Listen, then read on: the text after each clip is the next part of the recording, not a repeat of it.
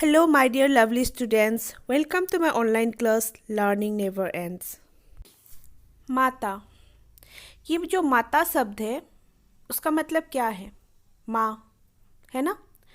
तो आप भी अपने माँ से बेहद प्यार करते हो और आप सबकी माताएं जो माँ है वो भी आपसे बहुत प्यार करते हैं, है ना? तो हम कभी माँ के प्यार की तुलना कभी किसी भी चीज़ से नहीं कर सकते, है क्या नहीं? ठीक उसी तरह पशु पक्षी के जो माताएं होते हैं वो लोग भी उनसे बहुत प्यार करते हैं। जानवर की भी इसी तरह से बहुत प्यार करते हैं जानवर जो उनके माँ होते हैं, है ना? तो सबकी अपने अपने माँ है इस दुनिया में। इंसानों की भी है, जानवर की भी है, पशु पक्षी की है। और सबकी जो माँ है यानी कि जो माताएं है वो सभी को उतना ही प्यार करते हैं जितने कि एक माँ अपने बच्चे को करते हैं, है ना? माँ के प्यार के हम कभी भी तुलना नहीं कर सकते, यानी कि कंपेयरिंग नहीं कर सकते, है ना? तो आज हम जो पढ़ने जा रहे हैं वो बहुत ही खास है, ठीक है? आज हम इतने अच्छी कहानी पढ़ेंगे कि आप लोग माता जो शब्द है उसको आपको पता चल जाएंगे कि आखिरकार माँ होता क्या है, ठीक? तो आज हम पढ़ेंगे हिंदी सुलभ से पाठ 10। उसमें लिखा है दो माताएं जो कहानी है वो हम पढ़ेंगे आज। दो माताओं के जो ऊपर पे जो कहानी बनाए हैं वो हम आज पढ़ने जा रहे हैं। तो अपने अपने बुक्स निकाल लीजिए। इस कहानी की रचयिता है लीला मजूमदार। प्रस्तावना। प्रस्तुत पाठ में लेखिका ने कहानी के द्वारा ममत्व का एक बहुत ही अनूठा चित्र पेश किया है। अर्थात प्रस्तुत पाठ में लेखिका ने इस कहानी के माध्यम से हमें क्या करे, ममता यानी कि ममत्व का मतलब होता है ममता का एक ऐसा बहुत ही अनूठा चित्र पेश किया है। अनूठा मतलब अद्भुत, ठीक है? ऐसा चित्र जो ममता के बारे में हमें पता चलेंगे, तो ऐसे इस कहानी में उन्होंने यानी कि लेखिका ने पेश किया है, ठीक है? तो चलिए आगे पढ़ते हैं। पहला पैराग्राफ। भारत के तथ्य और बेताल विभाग के कर्मचारियों को विभिन्न और विचित्र तरह के अनुभवों से गुजरना पड़ता है।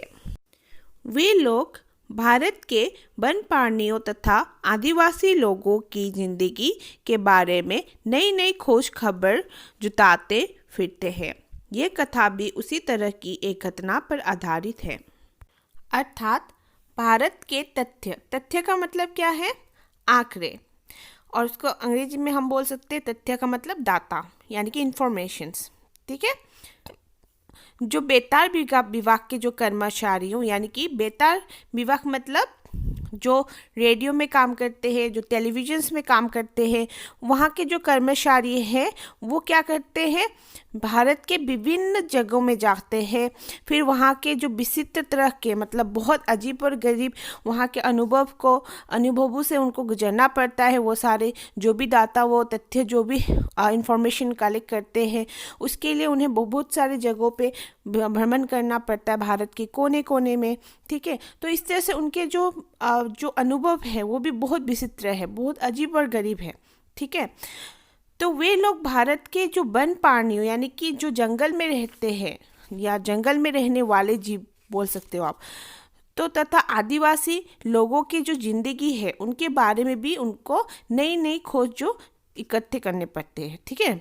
उनके बारे में भी उनको खबर जुटाने पड़ते हैं। तो ये कथा भी उसी तरह की एक घटना पर आधारित बनाई गई है, ठीक है? तो हम नेक्स्ट पैराग्राफ पढ़ते हैं। चलिए। असम के एक अनजान प्रदेश में पहाड़ की तलहटी में आदिवासियों का एक छोटा सा गांव है। गांव का नाम है हतिया। अर्थात असम के एक अनजान प्रदेश के पहाड़ के नीचे जो तलहटी है, तलहटी मतलब क्या है? तलहटी मतलब पर्वत के नीचे का भाग, यानी कि पहाड़ के नीचे वाला जो भाग है, उसमें एक आदिवासियों का एक छोटा सा गांव है और उस गांव का नाम क्या है? हत्या। उस गांव का नाम हत्या है। ठीक है, चलिए आगे पढ़ते हैं। गांव में शीत ऋतु की विदाई पर एक उत्सव मनाया जाता है। बड़ा विचित्र उत्सव है उनका, बिल्कुल अलग प्रकार का। पहाड़ के नीचे रंगीन किस्म के पत्थर से बनी एक खाई है। उसी खाई के निकट लकड़ी का सुंदर मंदिर है। अर्थात गांव में जब शीत ऋतु मतलब विंटर सीजन, जब विंटर सीजन जाने वाले होते हैं, यानी कि शीत ऋतु की विदाई के वक्त, विदाई के समय बोल सकते हो आप, तब एक उत्सव मनाया जाता है। और वो उत्सव क्या है? बड़ा विचित्र उत्सव है उनका। ठीक है, बिल्कुल अलग प्रकार का उत्सव है। फेस्टिवल, उत्सव मतलब फेस्टिवल, एक ऐसे फेस्टिवल मनाया जाता है जो बिल्कुल अलग है। ठीक है, पहाड़ के नीचे रंगीन किस्म का कुछ पत्थर बनी खाई में दिखाई पड़ेगी और उसी खाई के निकट लकड़ी का सुंदर मंदिर है। लकड़ी से बना हुआ एक सुंदर सा मंदिर है उसी खाई के नीचे। खाई मतलब पता है ना, गद्दा। ठीक है, तो आगे पढ़ते हैं। मंदिर में कोई मूर्ति नहीं है, बल्कि दीवार और छतों पर खुदाई करके बनी छोटी छोटी मूर्तियां उपस्थित है। हाथी ने माँ के निकट बच्चा हाथी, माँ की गोद में छोटा बच्चा। पूजा जैसी कोई बात नहीं, बल्कि कतारों में माताएं, लड़कियां, लड़के, बूढ़े, सभी दूध से भरे घड़े, डलियों में फल, केले के गुस्से, मिट्टी की कोपियों में मधु लेकर हाजिर हो रहे थे। अर्थात वहाँ पर एक सुंदर सा मंदिर है लकड़ी का, पर उस मंदिर के अंदर कोई मूर्ति नहीं है, यानी कि वहाँ पे कोई मूर्ति बनाई नहीं है, बल्कि उनके जो मूर्ति है वो है दीवारों पे बनी हुई है। दीवारों पे, छतों पे, हाँ, छत जो होते उस पे बनी हुई है मूर्तियाँ। और वो कैसी मूर्ति बनी है? हाथिनी माँ के निकट बच्चा हाथी, इस तरह से, और माँ के गोद में बच्चा, छोटा बच्चा, इस तरह से बनाई गई है वो सारी मूर्तियाँ दीवारों और छतों पर। ठीक है, तो पूजा जैसी उसमें कोई खास बात नहीं थी, बल्कि हम उसमें ऐसा पूजा जैसे बात नहीं होने पर भी लोगों की लाइन लगी हुई थी, यानी कि कतारों पे माताएं, जो माँ है वो लाइन पे थे, लड़कियाँ लाइन पे थे, लड़के भी लाइन पे थे, बूढ़े बच्चे सब। ठीक है, सभी के हाथों पे दूध से भरे हुए घड़े थे, यानी कि दूध से भरे हुए कोटरी बोल सकते हो, घड़े, कलश बोल सकते हो। और दलियों में फल थे उनके हाथों पे, पिक्चर में देख सकते हो आप, फल थे, केले के गुस्से थे, मतलब केले का जो ज़्यादा से ज़्यादा केला, बहुत सारा केले लेके जा रहे थे लोग। और मिट्टी के कोपियों मतलब जो मिट्टी का बर्तन होता है, पात्र होता है, उसको कोपियों बोलते हैं। ठीक है, उसमें मधु भरा हुआ था, मधु। ठीक है, उसमें मिट्टी के बर्तन में तो हम लोग तेल घी वगैरह रखते हैं ना, तो उसमें मधु लेके हाजिर हो रहे थे वहाँ पे लोग। चलिए आगे पढ़ते हैं। बाद में घंटे की ध्वनि पर गाते बजाते उस सारी सामग्री को घने जंगल में रख आया गया। लौटकर लोग गाने बजाते नृत्य आदि में मस्त हो गए। तथ्य, विवाह के कर्मचारियों को बहुत दुख है कि इतनी अच्छी सामग्री को जंगल में फेंक दिया गया। खुद न खाए तो ना खाए, पर बाहर के लोग भी तो है। अर्थात बाद में लोग घंटे की ध्वनि पर, यानी कि घंटी बजाकर और उसमें गाना गाते बजाते, यानी कि गाना गा के भी बजाते, उन जितने भी सामग्री लोग इकट्ठे किए थे ला के, वो सारे सामग्री को वे लोग जंगल में रख कर आ गए। ठीक है, तो लौटते समय जो गाने बजाते नृत्य आदि में मस्त हो गए वो लोग सब। तो इससे क्या हुआ? तथ्य विभाग के जो कर्मचारी थे वहाँ पे, यानी कि जो डाटा कलेक्शन कर रहे थे आदिवासियों के ऊपर, उनको बहुत बड़ा दुख लगा कि इतनी अच्छी अच्छी सामग्री, इतनी सुंदर फल सब्जी दूध वगैरह जो भी है जंगल में फेंक के आ गए। खुद नहीं खाते तो ना सही, पर हमें तो खिला देते, हम तो बाहर के लोग हैं, हमें इतने अच्छे अच्छे खाना खाने को मिल जाते। तो उन लोगों को बहुत सारे दुख हो गए, क्योंकि उनको उनकी रस्म के बारे में मालूम नहीं था। तो अगर हम भी उनकी जगह होते तो हमें भी बहुत अफसोस होता, इतना अच्छा अच्छा खाना चला गया बोल के, है क्या नहीं? आप लोग भी होते तो आप लोग भी अफसोस करते, इतनी अच्छी अच्छी फल, इतनी अच्छी अच्छी चीज़ें जंगल में कोई फेंकता है क्या? हाँ, तो वो तथ्य विभाग के लोगों को भी यही प्रश्न उनके भी दिमाग पे आए। ठीक है, चलिए आगे पढ़ते हैं। एक आदिवासी लड़के ने शर्म से चीरकर कहा, छी छी, ऐसी बात करना भी पाप है। इन सब चीज़ों को हाथियों के लिए दिया गया है, वे सब ही खाएंगे। तो उनमें से एक आदिवासी लड़के ने जब ये बात सुनी कि तथ्य विभाग के लोग क्या कह रहे हैं, तो उनने उस आदिवासी लड़के ने छी छी बोल के कहा, छी छी, ऐसी बात मत करो, पाप लगेंगे। ये सब जो चीज़ें हैं, जो सामग्री है, ये हमने किसके लिए दिया है? हाथियों के लिए जंगल पे छोड़ दिया है खाने के लिए। ये सब हाथियाँ खाएंगे, यानी कि वहाँ के जो जंगल के हाथी हैं, ये उन लोगों के लिए दिया गया। आप लोग ऐसी बातें मत करना, पाप लगेंगे आपको। तो इस तरह से वो आदिवासी लड़के ने वो तथ्य विभाग के लोगों को कहा। चलिए आगे पढ़ते हैं। अच्छा, तो फिर उन सबको पता कैसे चलेगा ये सब उनके लिए रखा गया है? क्यों? घंटों की आवाज़ है ना, गाने बजाने की तेज आवाज़ सुनते ही वे सब पहाड़ की तलहटियों से इधर निकल आएंगे। वे सब बड़े होशियार होते हैं इन सब मामलों में। लेकिन इतने सारे जानवर हैं, फिर हाथी ही क्यों? अर्थात उन तथ्य विभाग के लोगों ने पूछा, फिर आप लोगों ने जो भी सामग्री रखा है जंगल पे, उनको कैसे पता चलेगा कि उनके लिए रखा गया है? तो वो जो लड़का है वो जवाब देता है कि घंटों की आवाज़ से, जो हमने गाने बजाए हैं उसकी आवाज़ से, उसकी तेज़ आवाज़ को सुनते ही वो जो पहाड़ की तलहटियों में निकल इधर से पहाड़ की तलहटियों से यहाँ निकल कर आएंगे। तो पहाड़ की तलहटियों का मतलब हमने बताया था ना पहले, पहाड़ जो यानी कि पर्वत के नीचे वाला जो भाग है, वहाँ से वो इधर निकल के आएंगे।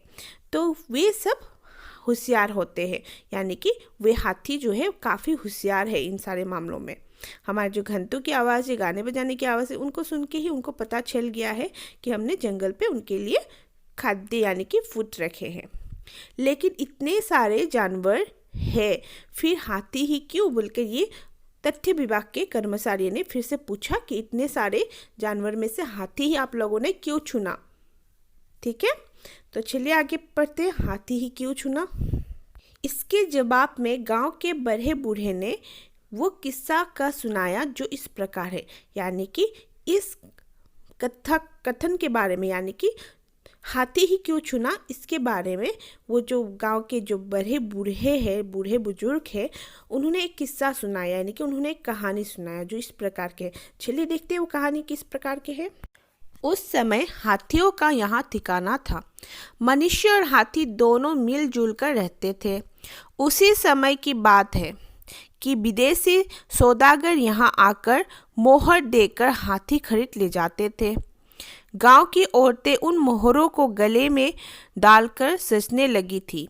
हाथी पकड़ने के लिए जमीन में मिट्टी खोदकर गड्ढा बनाया जाता था और उसे घास फूस से ढक दिया जाता था।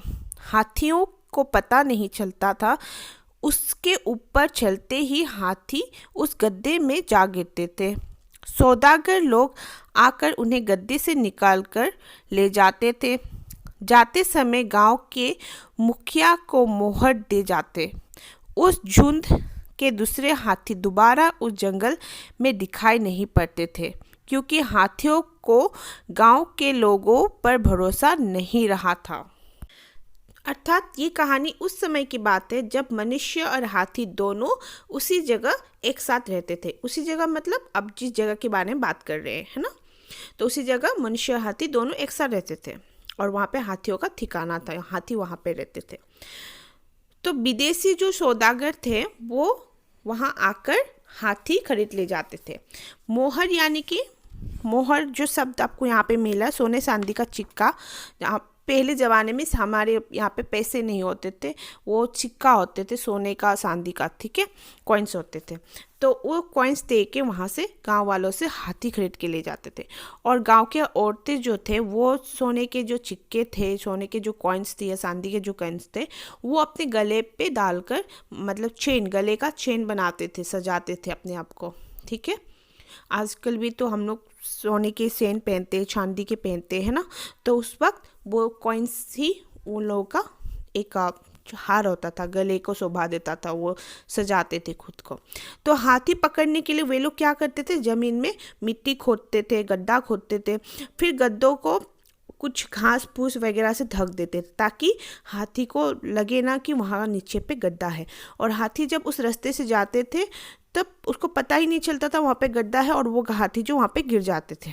तो इस तरह से वो लोग फिर उसको पकड़ के सौदागर जो आते थे, विदेशी जो सौदागर, वो लोग वहाँ से उसको पकड़ के ले जाते थे। और जाते वक्त वो लोग क्या करते थे, विदेशी जो सौदागर थे वो गांव के जो मुखिया है उसको वो मोहर दे जाते थे, यानी कि वो सोने चांदी के जो सिक्के हैं वो उस हाथी के बदले दाम देते थे, पैसे देते थे। ठीक है, तो उस झुंड को, और जो झुंड को पकड़ा गया है, झुंड में से जो हाथी पकड़ा है, सपोज एक झुंड में तो बहुत सारे हाथी होते हैं, उसमें से 2-3 हाथी उस गड्ढे में गिर जाते होंगे। तो उनमें से जो भी झुंड से पकड़ा है, तो वो झुंड जो दोबारा उस जगह पे नहीं दिखा देते, क्योंकि उन लोगों को पता चल जाता है कि इस जगह पे बहुत सारे गड्ढे बनाए हैं लोगों ने हमें पकड़ने के लिए। तो वो लोगों पे और भरोसा नहीं करते थे और वो दूसरी जगह चले जाते। तो इस तरह से वहाँ पे जो भी झुंड आते थे, उनको जिसको पता चल जाते थे वो चले जाते थे उस जगह पे और दोबारा नहीं आते। समझ गया? हाथी झुंड बना के चलते ना, झुंड मतलब ग्रुप, ठीक है, इकट्ठे टीम वाइज चलते हैं हाथी, अकेला नहीं जाते हाथी, हमेशा याद रखना, हाथी झुंड में चलते हैं। ठीक है, तो चलिए आगे बढ़ते हैं।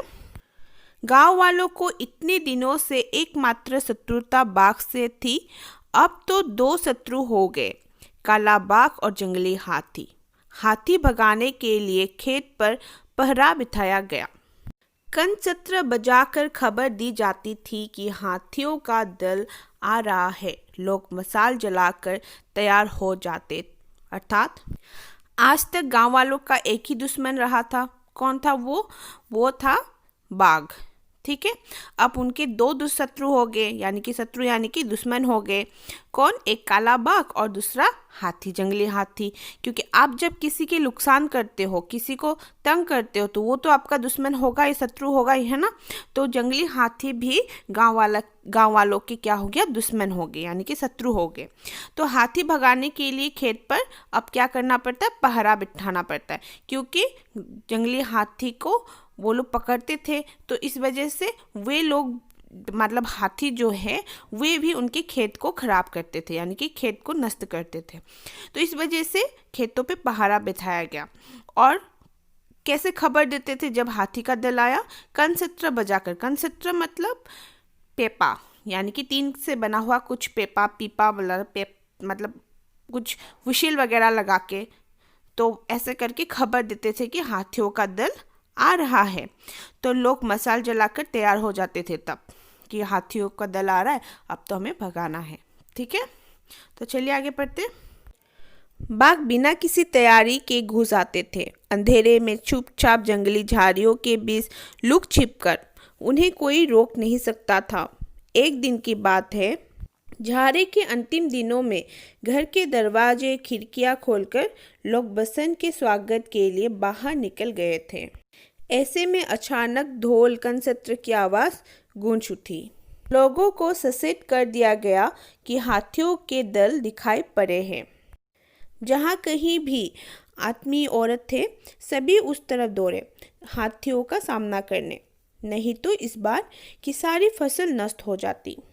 अर्थात जो बाघ जो उनके दुश्मन थे, वो बिना किसी तैयारी से घुस आते थे गांव पे, छिप के झाड़ियों के बीच से वो घुस आते थे, और उन्हें कोई नहीं रोक सकता था, इंसान भी नहीं रोक सकता था, क्योंकि उनको दिखाई नहीं पड़ते थे। तो हाथियों को दिखते थे, तो हाथियों को दिखने के कारण वो रोक देते थे या तैयार हो जाते थे। तो एक दिन की बात है, जो झाड़े के जो अंतिम दिनों की बात है, घर के सारे दरवाजे खिड़कियां खोलकर लोग जो बसंत के स्वागत के लिए बाहर निकल गए थे। तो ऐसे में क्या हुआ, अचानक से जो ढोल और जो कंसत्र की आवाज़ लोगों के कान पे सुनाई पड़ी, गूंजी, कि ढोल बज रहा है, जो कंसत्र है वो बज रहा है, और लोगों को उससे मतलब सचेत कर दिया गया, यानी कि उसे जानकारी दी गई कि हाथियों के दल दिखाई पड़े हैं, जल्दी आओ, कहाँ पे हो आदमी औरत सब। तो जितने भी आदमी औरतें थे घर के, वो सारे हाथियों को भगाने के लिए वो वहाँ चले गए, जहाँ मतलब खेतों पे चले गए भगाने के लिए। नहीं होने से वो लोग की इस बार जो नहीं भगाते अगर हाथियों को, तो इस बार की जो सारी फसल जो भी लगाए थे वो सारे ख़त्म हो जाते, नष्ट हो जाते। तो इसी वजह से लोगों को जाना पड़ा। चलिए आगे पढ़ते हैं। मौका देखकर एक बाघ वहां आ गया और मुखिया के पास महीने के बच्चे को कपड़े समेत उठा ले गया। बच्चे की माँ की नींद वैसे भी हल्की होती है। आँख खुलते ही बाघ को देखा, बाहर रखी मशाल उठाकर लखिया रे पुकारती हुई उसके पीछे पीछे दौड़ी। घर में और कोई नहीं था। मोहल्ले की औरतों को खबर लगी, पर वे सब भय के कारण आगे नहीं आई।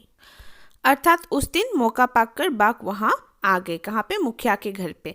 और आकर मुखिया के जो 5 महीने के जो बच्चे थे उसको कपड़े समेत वहाँ से उठा ले गए, क्योंकि 5 महीने के बच्चे होते हैं ना, उसे कपड़े से पूरा लिपटा के रखते हैं, तो वो कपड़े के साथ ही उसे उठा ले गए। तो बच्चे की जो माँ थी, मुखिया के जो 5 महीने के बच्चे की जो माँ थी, उसकी नींद वैसे भी हल्की, बच्चों के माँ की नींद वैसे भी नहीं आती, अच्छी तरह से नहीं, गहरी नींद में नहीं सोते हैं माँ लोग, क्योंकि उनकी नींद ऐसे भी हल्की होती है। तो उससे वो दिखाई पड़ गई बच्चे को ले जाते हुए बाघ। ठीक है, तो वो बाहर रखी जो मशाल थी, ठीक है, मशाल मतलब पता है?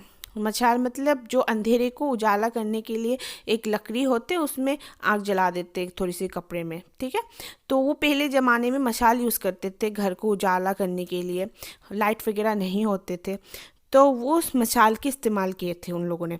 तो वो मशाल उठाकर लखिया रे बोल के पुकारती हुई उस बाघ के पीछे पीछे दौड़ी, और घर में कोई नहीं था मुखिया के घर पे। और जो बाकी मोहल्ले के जो औरतें थे उनको आवाज़ सुनाई पड़ी, मुखिया की जो बीवी है उसकी आवाज़ सुनाई पड़ी। खबर भी हुई उनको कि बाघ ने मुखिया के बच्चे को ले गई, पर वो लोग डर के मारे बाहर नहीं निकल के आए। मुखिया के जो पत्नी थे उसको हेल्प करने के लिए बाहर, मदद करने के लिए बाहर निकल के नहीं आए डर के मारे। तो चलिए उसके बाद क्या किया बाघ ने, देखते हैं। बाघ जंगल की तरफ भाग गया। जंगल में छुपने का जो रास्ता था वो हाथियों के चलने का था। वहाँ गड्ढे बने थे, गड्ढे के ऊपर दाल पत्ते बिछे थे। उस गड्ढे में हाथी का एक बच्चा गिर गया था। बच्चा हाथी के रोने की आवाज़ ठीक मनुष्य के बच्चे की तरह थी। गड्ढे के ऊपर उसकी माँ हाथीनी साया की तरह चारों तरफ चक्कर लगा रही थी। बाघ उसके बगल से निकल गया। अर्थात बाघ उस बच्चे को लेकर जंगल की तरफ भाग गया, और वो जिस जंगल की तरफ भागा था उस जंगल में जंगल का जो रास्ता था वो हाथियों के चलने का था, यानी कि हाथियाँ उस जंगल के रास्ते से चलते थे।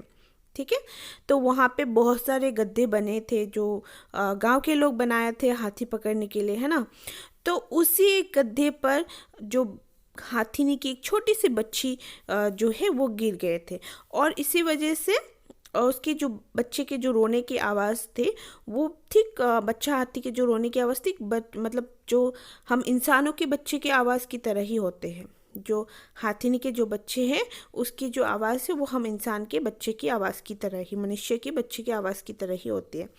तो उसके जो गड्ढे के चारों ओर उसकी जो हाथीनी माँ थी, यानी कि उस बच्चे की जो माँ थी, वो पूरी चक्कर लगा रहे थे, क्योंकि वो उसे उठा नहीं पा रहा था गद्दे से। तो इस वजह से वो काफ़ी हैरान थे, काफ़ी परेशान थे, और वो गद्दे के चारों ओर चक्कर लगा रहे थे। तो उसी वक्त उसके बगल से बाघ निकल गया, यानी कि हाथीनी के बगल से, यानी कि नज़दीक से बाघ निकल गया। चलिए देखते क्या हुआ उसके बाद। आँखों की कोर से माँ हाथीनी ने बाघ को देखा। चील के झपटे की तरह तेजी से चिघाड़ती हुई हाथीनी बाघ के पीछे दौड़ी। गड्ढे में हाथीनी का बच्चा पड़ा रहा। उसके बाद जंगल को कांपने वाली भयंकर आवाज़ हुई, अर्थात उस हाथीनी ने बाघ को उस बच्चे को ले जाते हुए अपने आंखों से देखा। उसके बाद उसने एकदम जोर से चिल्लाकर झपटे की तरह मतलब जोर जोर से दौड़ने लगे बाघ के पीछे। उसके बाद वो अपने बच्चे को गड्ढे पे ही छोड़ गए। हाथीनी जो है अपने बच्चे को गड्ढे पे ही छोड़ गए, पर उस बाघ के पीछे पीछे वो भागने लगे बच्चे को लेने के लिए। तो उसी वक्त एक जंगल में अजीब सा भयंकर सा एक आवाज़ गूंजा, क्योंकि वो चिल्ला के जो कि बाघ के पीछे भागे थे शायद, इसी वजह से। चलिए आगे पढ़ते। बाघ के पंजे से छुड़ाकर बच्चे को अपनी सूंड में लपटे हाथिनी मुखिया की औरत की गोद में बच्चा रखने के बाद चुपचाप वहां खड़ी रही। बच्चे के शरीर पर कंबल लिपटे होने की वजह से उसे कोई खरोच तक नहीं आई थी। अर्थात बाघ के पंजे से छुड़ाकर, यानी कि बाघ से छुड़ाकर बच्चे को वो हाथिनी जो लेके आए और मुखिया के औरत के हाथ में दे दिए।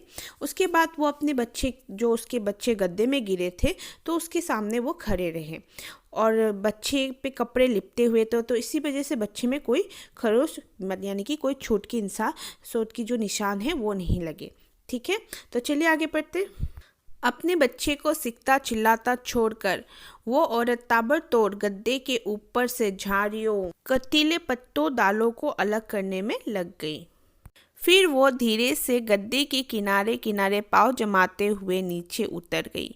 हाथिनी के बच्चे को कोई खास सोच तो नहीं आई थी, लेकिन वो डरा सहमा हुआ था।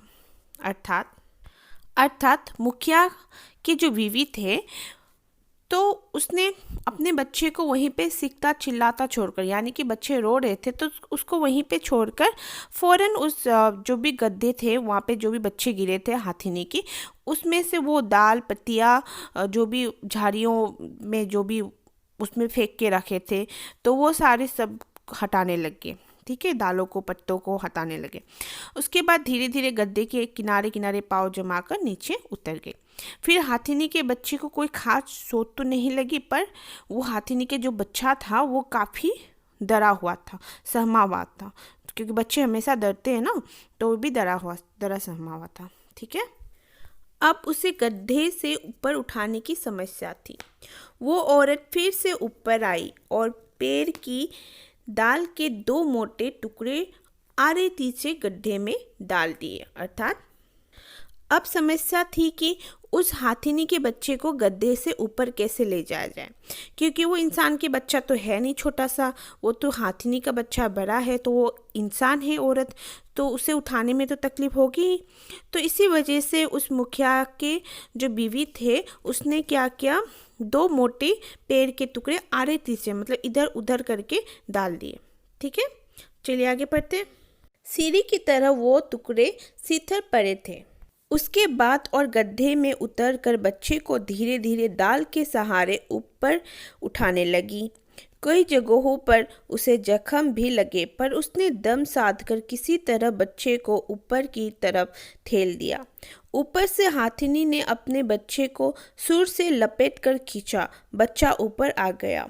अर्थात वो जो दाल फेंके थे पेड़ के, वो दाल जो सीढ़ी का काम किया उस गड्ढे से निकलने के लिए। ठीक है, वो सीढ़ी की तरह उसमें काम किए।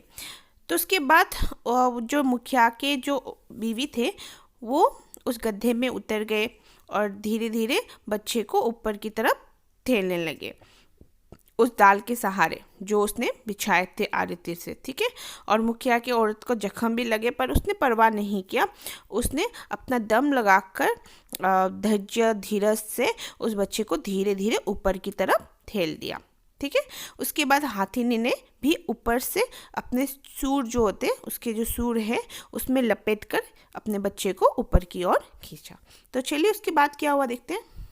तब तक भोर हो चुकी थी। हाथियों के दल को भगाकर मुखिया गांव के अन्य आदमियों के साथ जब घर लौटा तो बाघ के पैर के निशान देखकर दंग रह गया।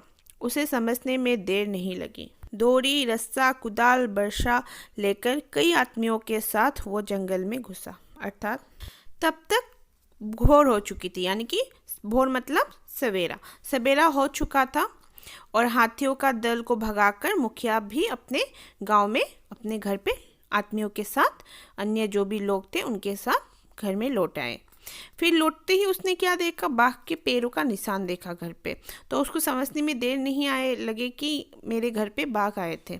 तो उसने डोरी लिया, रस्सा लिया, कुदाल लेकर जंगल की ओर चल दिए। चलिए आगे देखते क्या हुआ। जंगल में पहुंचते ही जो दृश्य सामने आया उसे देख वे सब अवाक रह गए। हाथिनी का बच्चा अपनी माँ हाथिनी से चिपक कर खड़ा था। माँ हाथिनी अपनी सूंड बच्चे के शरीर पर फेर उसे प्यार कर रही थी। उसी जगह स्त्री भी अपने बच्चे को सीने से लगाए बैठी थी। हाथ में औजार, रस्सी आदि सब फेंक कर गांव के लोगों ने हाथ जोड़कर झुककर जंगल के देवता को प्रणाम किया।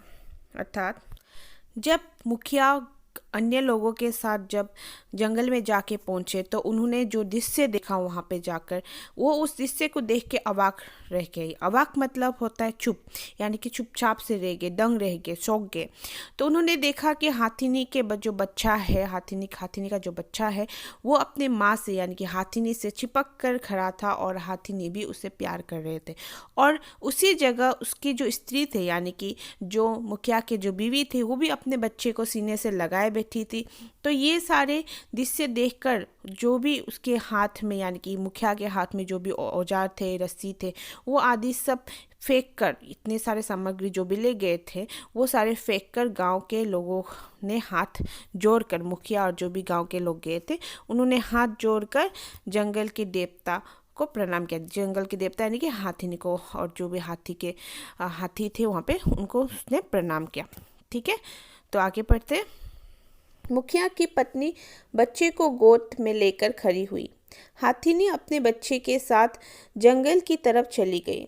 मुखिया ने उसी समय सभी गड्ढों को भर देने का आदेश दिया।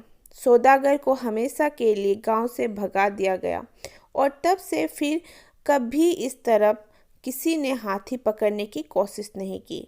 तभी से प्रत्येक साल जाड़े के दिनों में खेत में फसल पकने पर हाथियों को निवेदन दिया जाने लगा। यह गांववासियों का अपना तरीका था धन्यवाद करने का। अर्थात उसके बाद मुखिया की जो पत्नी थी उसने अपने बच्चे को गोद में लिया, फिर खड़ी हुई और हाथीनी भी अपने बच्चे के साथ जंगल की तरफ चल दिए। तो मुखिया ने उसी समय एक आदेश दिया गांव वालों को कि जितने भी गड्ढों में हम लोगों ने बनाए हैं हाथी पकड़ने के लिए वो सारे गड्ढे बंद कर दी जाए, और सौदागर जो हमेशा हाथी लेने के लिए वहाँ पे आते उन सौदागर को हमेशा के लिए गांव से बाहर भगा दिया जाए। तब से फिर कभी किसी ने और हाथी पकड़ने की वहाँ पे कोशिश नहीं की।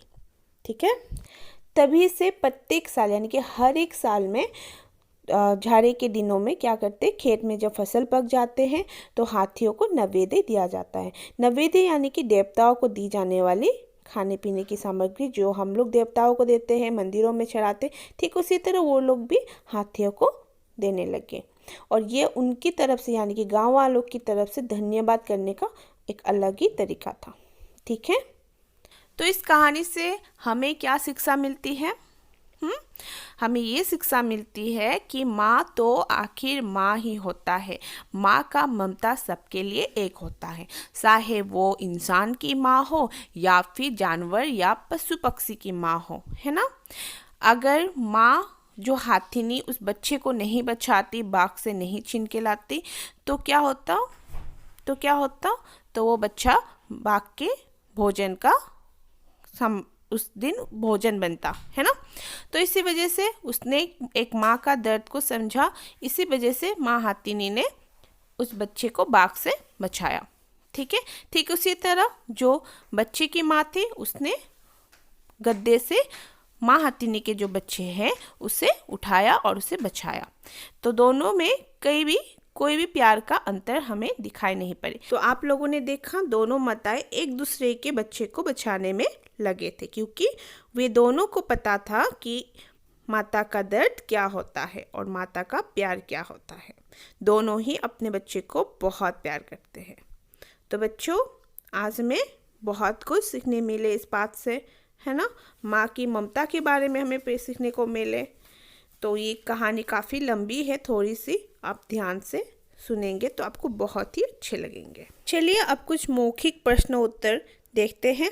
पहला प्रश्न, आदिवासी लोग कहाँ रहते थे? असम के एक अनजान प्रदेश में पहाड़ की तलहटी में हत्या नामक एक छोटा सा गांव में रहते थे। दूसरा प्रश्न, मंदिर में किसकी मूर्तियाँ थी?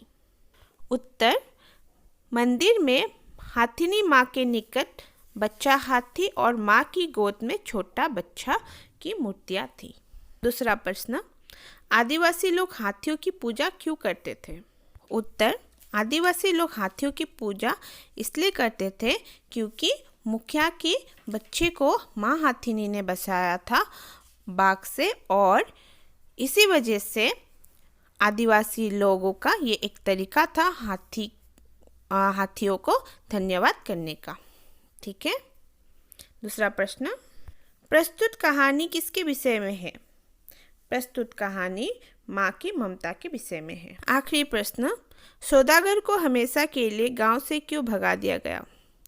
सौदागर को हमेशा के लिए गांव से इसलिए भगा दिया गया क्योंकि ये आप लोग मुझे करके दोगे। ठीक है, आखिरी प्रश्न आप लोग मुझे करके दोगे। ठीक है, आखिरी प्रश्नों को आप लोग कोशिश कीजिएगा घर पे बैठ के। तो आज के लिए इतना ही, धन्यवाद।